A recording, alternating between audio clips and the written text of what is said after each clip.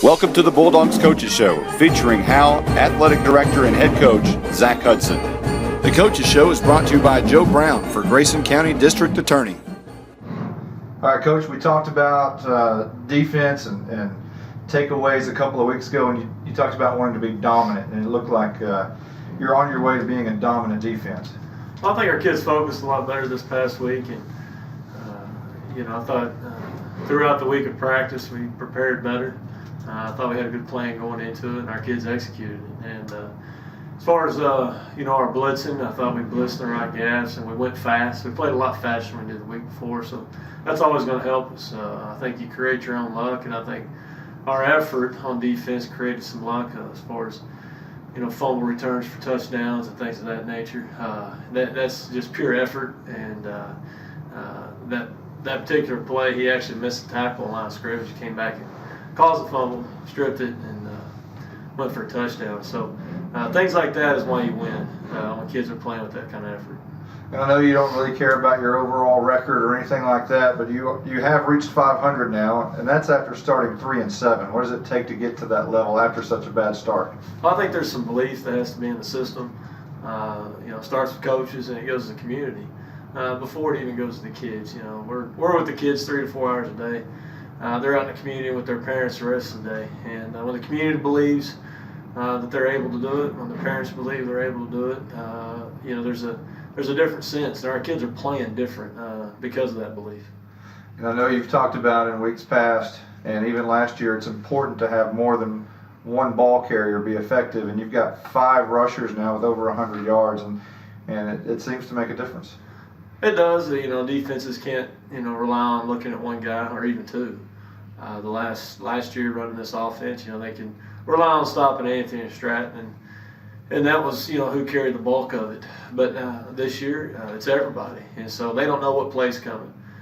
They can't set a defense on somebody, and they have to respect everyone. And those kids run the ball. That's a lot of their success. That offensive line's doing a great job, but those kids are running the ball really well. They're running hard, and they know where the holes are. They're getting used to the offense, so it's fun to watch. Now, the luxury that you have is the ability to not send a lot of kids both ways. Talk about the importance of that. Well, a little philosophy difference there that our program has than others. Some people say put the best athletes on the field at all times, but you can look back at our scores and see where we played last year, and a lot of scores were close by halftime. You go back to Hugh Springs and Cooper, 2 playoff wins, and score was very close at halftime with that touchdown. And then it turns out, we dominate the second half, and a lot of that has to do with how we prepare our kids, but also that they're not going both ways, and we give up a little bit by doing that, but at the same time, those kids are mentally prepared better because we get to practice them longer at that position. We set our practice up for that, and it's almost a college-type practice or a big school-type practice because they are predominantly on the defensive side or offensive side. So I think it helps our kids prepare a lot better. Let's take a quick time out and let our Grayson County District Attorney Joe Brown tell you about his upcoming campaign. It's a great place to live, and it's a place I want to make better. We have a theater here, we have a symphony, we have all of the amenities that make this a great place to live. How do we continue to progress as a community while still holding on to those conservative values that we grew up with? And it's a question that I ask myself. After 15 years in office, it's not just a job. It can't be. Megan and I have decided to raise our kids here. We're invested in this community. When I think about my older daughter playing sports, my younger daughter in theater, and think about what their life will be, I want them to have the same great experiences that I did growing up. And I want them to know that their dad did everything that he possibly could to keep this community safe, to make it a great place to grow up. Grayson County is growing. There's no way to deny that. And with that comes the opportunity for progress. Together, we can make sure it's the kind of progress that a community as great as ours deserves.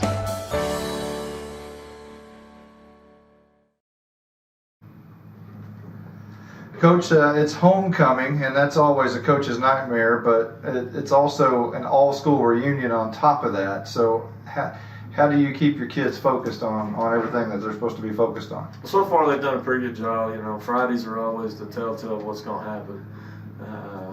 You know, people are going to be pulling them 300 different directions and all that kind of stuff. But, you know, we have a job to do. Our job is to win.